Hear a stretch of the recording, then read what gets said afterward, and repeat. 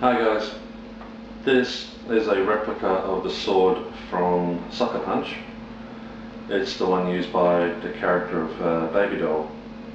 Now I've bought this as a Christmas present for my flatmate. Just one slight problem with it.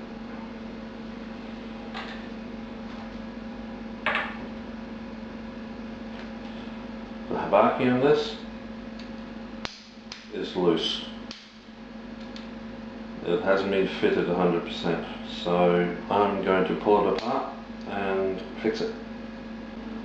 Okay, first what you need to do is remove the pin, the Makugi pin. Now the thing is, you need to get something which is the same, as close to the same size as the pin itself. And what I've used is my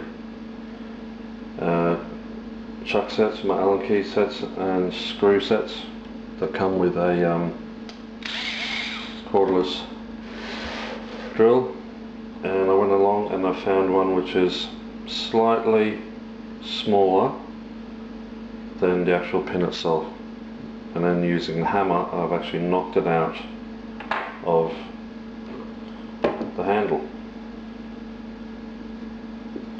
That's where it normally fits.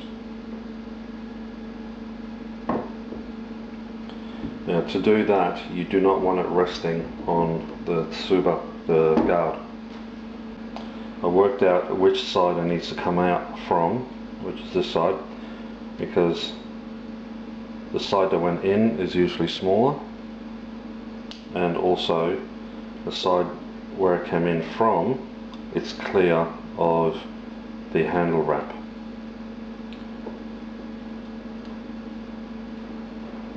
So what I did is I laid the sword flat on a counter like that with the guard over the edge. I held my hand underneath, and the hand also holds that, and I hit it with a hammer and it pops out the other side into your hand. Now normally at this stage a good sword will be a snug fit, the tang will be a snug fit inside the tsuka, the handle, and you should be able to push it out, but this one's very stiff. So if it's a snug fit from a good sword, you give it a couple sharp jolts and that should work it loose. Here it's worked it just a little bit loose, but it's still not coming out. So there is a different method of getting a stubborn handle off the tang. Okay, what you need to do is secure the sword in a vise like this. Make sure you wrap the blade with some sort of insulating foam that's grippy. That way you can apply pressure on either side without damaging the blade from the steel vise. I'm in the middle of making a sword stand for another project. You must use wood or maybe a nylon plastic, because you do not want to damage the fittings. And what you do is you rest it flat on the seppers, these washers here, and give it a sharp tap. Then check it. You can see already there's a gap there of about 3 mil. So you just keep tapping until it works its way off.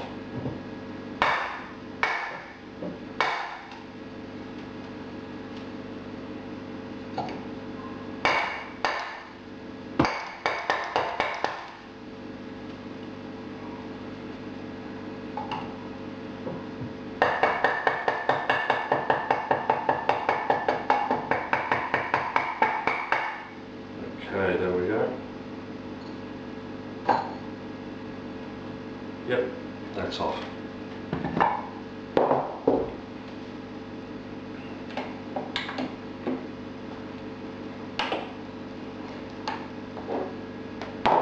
Now before I do anything else,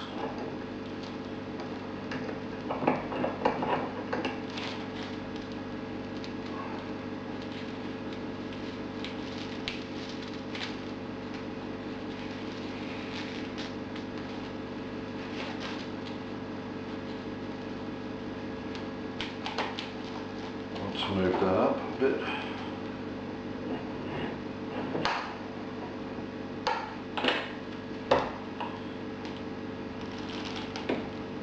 Okay, so now I can slowly work this handle off, and to my surprise the tang goes down quite a fair ways. That's actually pretty good. This, I believe this is a Chinese made replica. There is some sort of wax, or maybe that's glue, I don't know. There seems to be more inside here, but I'm just going to leave that. I'm not going to mess with it. There's no need. But the handle, it's actually quite well made. It's quite solid. And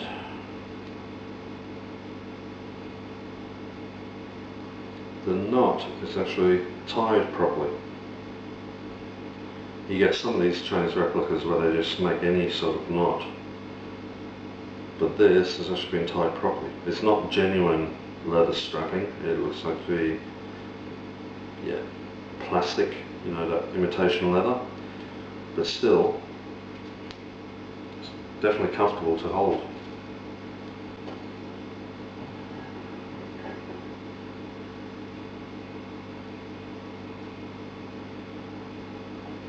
And when you take the super off, the guard, be careful not to drop them, because unlike the real ones that are made of iron, these are usually made of some sort of cast alloy. So if you drop them onto a hard surface, they can crack. In worst cases, you know, they'll just break totally.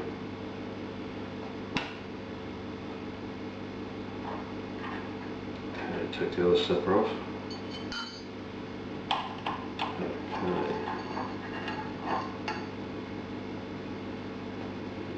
Alright, well, the Habaki is, it appears to be made properly. There's nothing wrong with it. It's quite good quality actually. But it's the tang that's been had too much metal removed. As you see, it goes up too far and goes down too far. It should sort of balance in between. So what I'm going to do is I'm going to get some wood and basically fill the gap in here and down there with wood.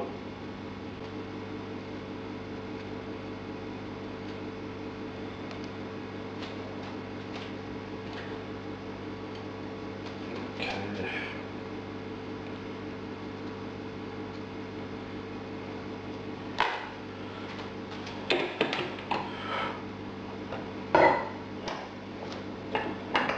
What I'll do is I'll turn this around so that I can bring the camera in and you can see what I'm doing.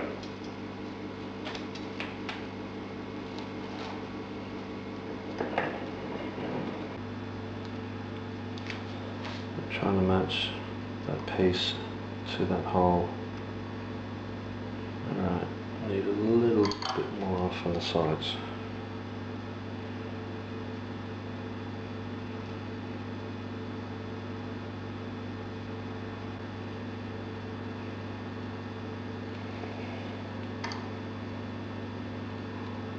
Getting there.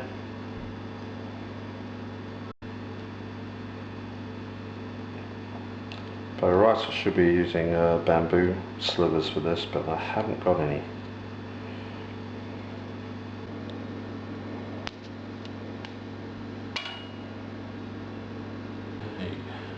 That needs a little bit more taken off.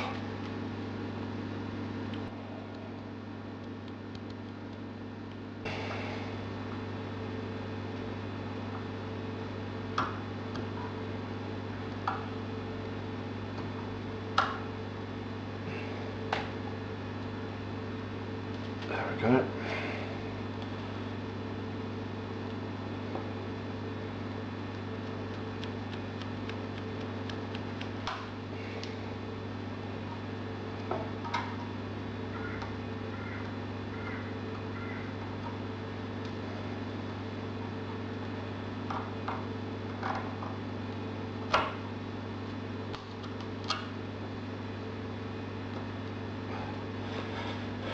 much better.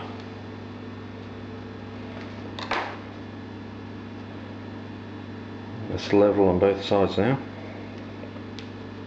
Spacer at the top here, and then underneath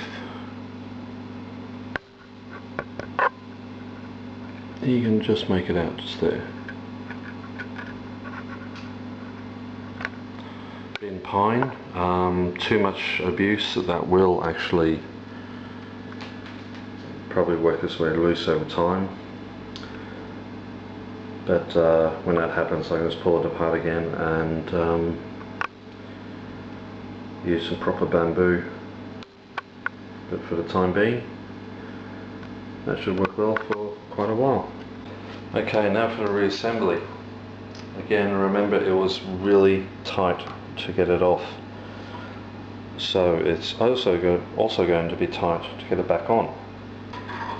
So the first sepper goes back on, then the guard, then the handle.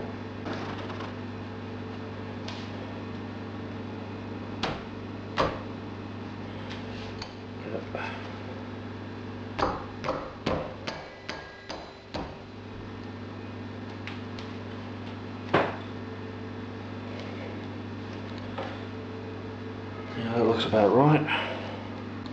Okay, now remembering which end went in first. It usually has a wider end and a skinnier end.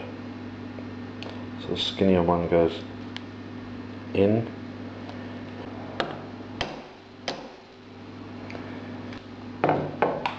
And that should be that. Turn it around. There's the other side, you can just make it out. Just there. The Habaki is now properly seated, so both sides match. Because the Habaki now fits properly, it should slide into the saya, the sheath, without any problems. Because when you slide a sword in, you want it resting on its spine. It should go straight in. Perfect.